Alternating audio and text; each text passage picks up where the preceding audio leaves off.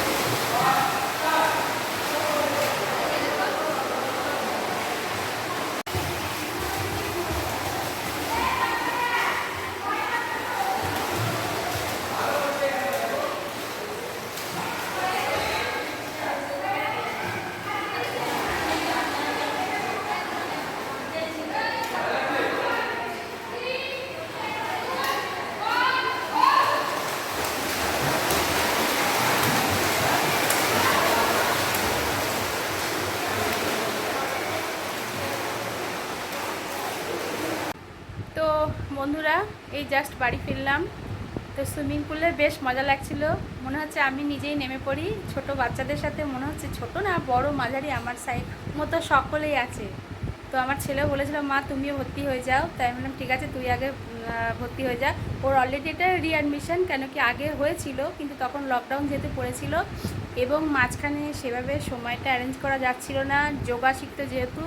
তো সেই কারণে একসাথে যোগা, সাঁতার, গান সব কিছু দিলে তো হবে না। তো সেই টাইমটা তোকে অ্যারেঞ্জ করতে হবে। তো সেই কারণে চেয়েছিলাম যে একটা একটা করে শিখুক। তো এখন ও, আর তাছাড়া ওর আমি কোনো প্রেশার করি না, নিজে থেকে যখন যেটা করবে তো সেটাই ওকে আমি করে দিই। তো এখন ও বলছে যে মা আমি এগুলো শিখে নেবো, আর যা যা আছে আমি সব শিখে নিতে চাই। তো আমি ঠিক আছে, শিখে শুরু করা যাক আবার ফার্দার। তো এই হচ্ছে ব্যাপার। তো ভালো লাগলো বেশ ছেলেকে ভর্তি করে এসে। তো ও একটু টেনশনে আছে কাল থেকে। তো জলের আমি ফিটটা দেখে আসলাম, বাচ্চাদের কত, মাঝারি কত, বা একটু লেভেল 5 ফুট 6 ফুট সব রকমই জলের লেভেলটা দেখলাম। তো অসুবিধা হবে না মনে হচ্ছে। আর তাছাড়া ট্রেনার আছে ভালো করে, মানে অসুবিধা, কোনো রকম অসুবিধা হওয়ার কোনো কারণ নেই যা দেখলাম। তবুও একটু মা তো ছেলের ব্যাপারে, যাই হোক, মনে হচ্ছে নিজে নেমে ওকে একটু শেখালে ভালো হতো। কিন্তু আমি তো নিজে সাঁতারের ব্যাপারে, আমার মা বাবা কোনো দিন জলে নামিয়ে সাঁতার কাটায়নি। আর এখন যেহেতু সুইমিং পুল হয়েছে আমাদের সময় নবদ্বীপে, সত্যিকা বলতে সুইমিং পুল সেরকম হয়নি কোনো দিন। জাস্ট পুকুরের মধ্যে আমরা বাবা মার পারমিশন নিয়ে হাফ মিনিট 1 মিনিট বললে বিশ্বাস করবেন না, কিন্তু আবার বাবা মা দুজনেই গঙ্গার সাঁতার কেটে শিখেছে। অথচ আমাদের নিজেদের পুকুরে লোকে এসে সাঁতার শিখে চলে গেছে, কিন্তু আমাদেরকে কোনোভাবে অ্যালাউ করেনি। অনেক দিন পর হয়তো অনেক হাতে পায়ে ধরে কোনোভাবে একটু পারমিশন করিয়ে জলে নামা, তাও হয়তো এইটুকুনি, তার বেশি না। তো যখন জলে নামতাম, বিশেষ করে আমি আর আমার দাদা দুজনেই একসাথে যেতাম, অনেক চেষ্টা করে অনেক বলে তবে আমরা রাজি করাতে পারতাম। যখন নামতাম না, আমাদের বন্ধুবান্ধব যারা ছিল জলের মধ্যে ফুটবল খেলতো, ছোঁয়াছুঁয়ি খেলতো, তো তারা না কী করতো, আমি আর আমার দাদা সবসময় আউট হয়ে বসে থাকতাম। তো আমাদের যেটুকুনি দৌড়, বড় জোরে এইটুকুনি যেতে পারতাম, তারপর তো যেতে পারতাম না, আর তারা অনেক দূরে দূরে চলে যেত। তো আমরা এইভাবেই সবসময় আউট হয়েই বসে থাকতাম যে কদিন জলে যেতাম।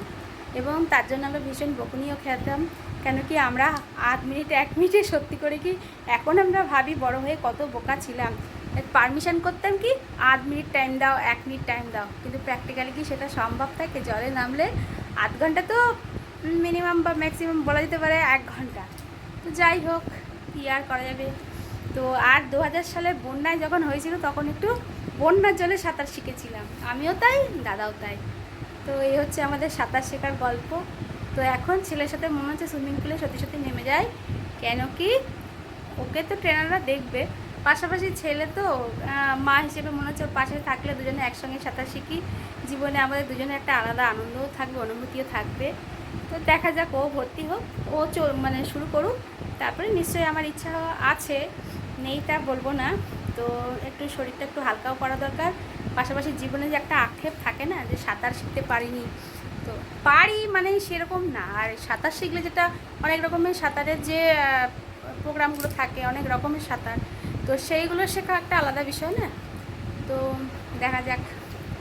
তো আর কি বলবো বন্ধুরা, এখন অলরেডি সন্ধে হয়ে গেছে, ভেবেছিলাম ছাদে কয়েকটা নতুন নতুন ফুল হয়েছে আপনাদের একটু দেখাবো, শেয়ার করব। তো এখন গেলে লাইট জ্বাললেও সেই ফুলগুলো অন্তত সেভাবে দেখানো যাবে না। তো এখন যাব গাছে জল দিতে। তো আর কি বলি, এরপর চেম্বারে যাব। তো আমাদের আর বেশি দিন ছুটি নেই কোর্টে, জাস্ট 3 জুন আমাদের খুলবে। তো ততদিন এইভাবেই টুকটাক এটা ওটা আনন্দ করে জীবন কাটাতে হবে। আর মাঝখানে একটু বাইরে যাব আশা করছি, মাইন্ড সেটেল হয়ে গেছে। তো ঠিক আছে, ভিডিওগুলো ভালো লাগলে লাইক শেয়ার কমেন্ট করবেন। আর একটা কথা বলে রাখি, অ্যাবাকাসের সিস্টেমটা আমি একটা সেমিনারে দেখেছিলাম, আমারও ভীষণ ভালো লেগেছিল। ফিঙ্গারের সাহায্যে যে 5 করে কাউন্টিং করে করে, যেমন অঙ্কে যে সরল বা সেগুলো থাকে সেরকম যোগ ভাগ গুণ করে বড় বড় অঙ্কের সরলগুলো দিব্যি করা যায় মুখে মুখে আঙুলের সাহায্যে, যাতে অঙ্কের স্পিডটা বেড়ে যায়। তো দেখা যাক কতটা নিতে পারে ও। তো বন্ধুরা এ পর্যন্ত থাক, ভিডিওগুলো ভালো লাগলে লাইক শেয়ার কমেন্ট করবেন, চ্যানেলকে সাবস্ক্রাইব করবেন, সাবস্ক্রাইব না করলে কখনও উৎসাহ জাগে না।